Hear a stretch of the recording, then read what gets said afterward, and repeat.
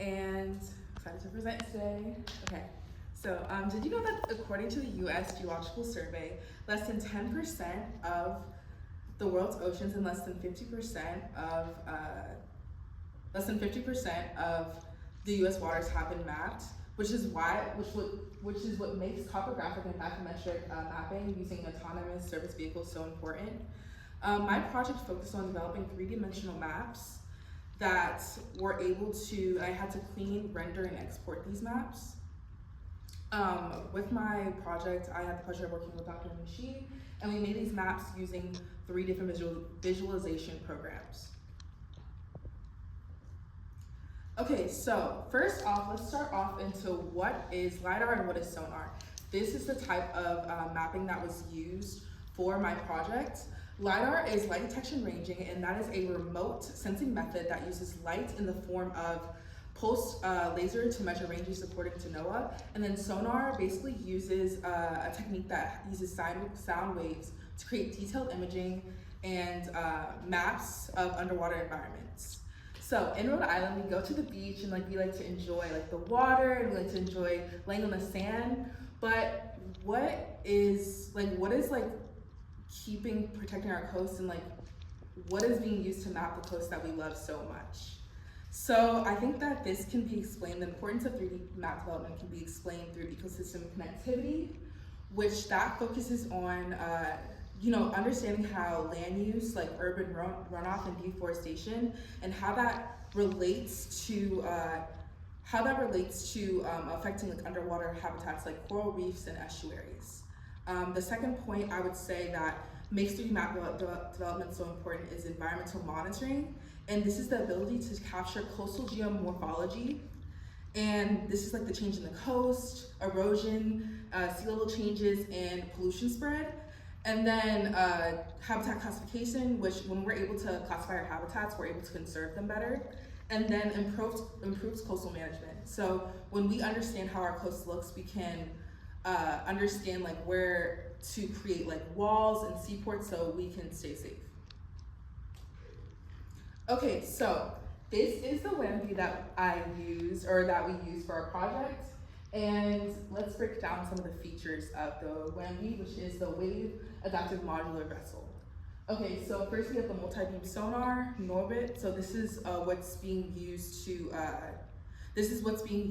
to create high-resolution bathymetric maps and underwater mapping. And then we used a program called Ubuntu.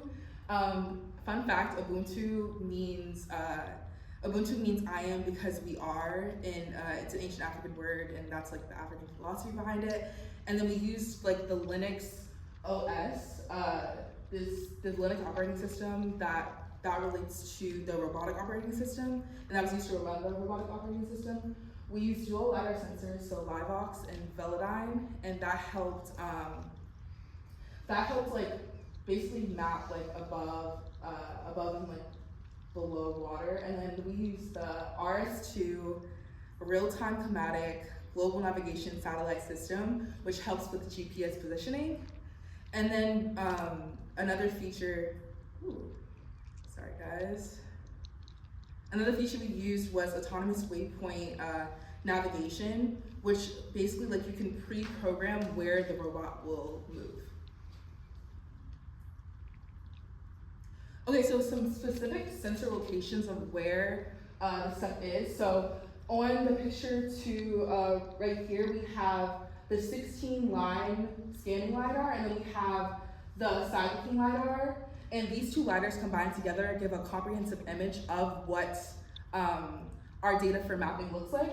Right here is the first and beginning stages of creating, testing out the sensors before they're integrated onto the WAM-V. And then this picture over here shows the integration of the LiDAR points of both the Velodyne and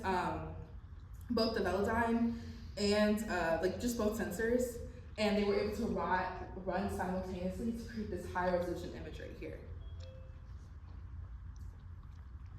So this is some more images. So over here we have a multi-beam sonar depth map, and this was generated during a test mission. And basically, the color gradient shows the depth of the water, right? So the deeper water is going to be blue, and as it comes forward and gets lighter, it's more shallow water. We have right here this is the ASV in the water on the field. And this just shows it being deployed on the field. And then right here, we have a multi-beam sonar. And this is like the ASV, and this is like the multi-beam sonar is under the ASV. And it's basically just giving like, it's, as you can see here, I don't know if you can see it, but it's angled slightly. And this helps with like getting, helps viewing vertical images like icebergs and underwater structures more effectively. I think that if we had this technology back in like 1912, the catastrophic event of the Titanic probably wouldn't have occurred, but because we have that now, what this WAM-V is going to be used for is it's going to be used to map icebergs in Canada after we finish testing here. Okay, so on June 23rd, we went out and tested the Wakefield data at the URI Sailing Center. We were attempting to fix the CPU, which is the central processing unit, and this runs the RAWS navigation system, data logging processes, and it runs the joystick interface.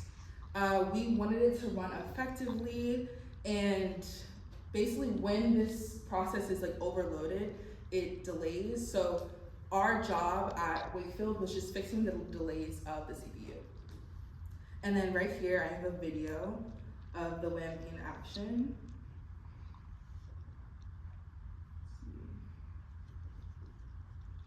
So as you can see here, this is the WAM-V, and it's like, turning and stuff like that, and that's like just like the motion that the WAM-V is making. And then you have a bunch of pictures of just like testing out in the field and things of that nature. Okay, so this is the map and trajectory of the WAM-V. So this is like the path that it took. This is as you can see here, this is like a map of Wakefield and like different aspects of it. So you have the boats over here. This is like the motion, this shows the motion of the WAM-V. And then if you can see at the top, we have the testing station, and that's where we like set up our camp to do and run these tests. As you can see, like the trajectory, like it goes a bunch of different ways, and we have right here, just the trajectory. Okay, so basically this is a video of the WAM-V. I'm gonna play the video, and if you look closely, there's gonna be a dot, and this is basically the motion that the WAM-V made over time. Testing at Wakefield, we tested from about like 10 to around 3 o'clock. And during the testing, this is kind of like what we saw, and yeah.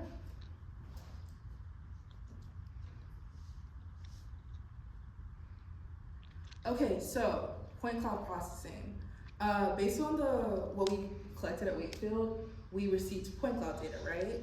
And point cloud data is a collection of individual data points in three-dimensional space where each point is defined by X, Y, and Z coordinates. So what my job was I had to take this data and use visualization tools like Foxglove, Cloud Compare, and MeshLab in order to create an output of this data like into a map. And you're gonna see the map in a second. And with Foxglove, basically that helped me like visualize the data. So I was able to visualize the data in different ways. I was able to use graphs. I was able to just do different things like with the data, and like it helped me create that trajectory map.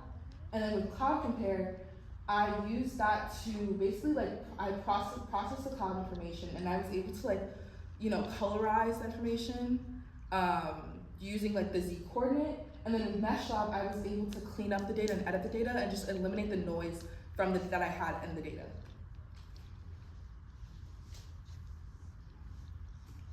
Okay, so right here you see coordinate views from the Wakefield data. And this was collected from LiveOps. So right here, as you can see here, this is basically like Wakefield, but it's in 3D point cloud data form. So right here you have boats, you have the testing station, and then you have the dock up there. And as you can see, like the points are like different colors.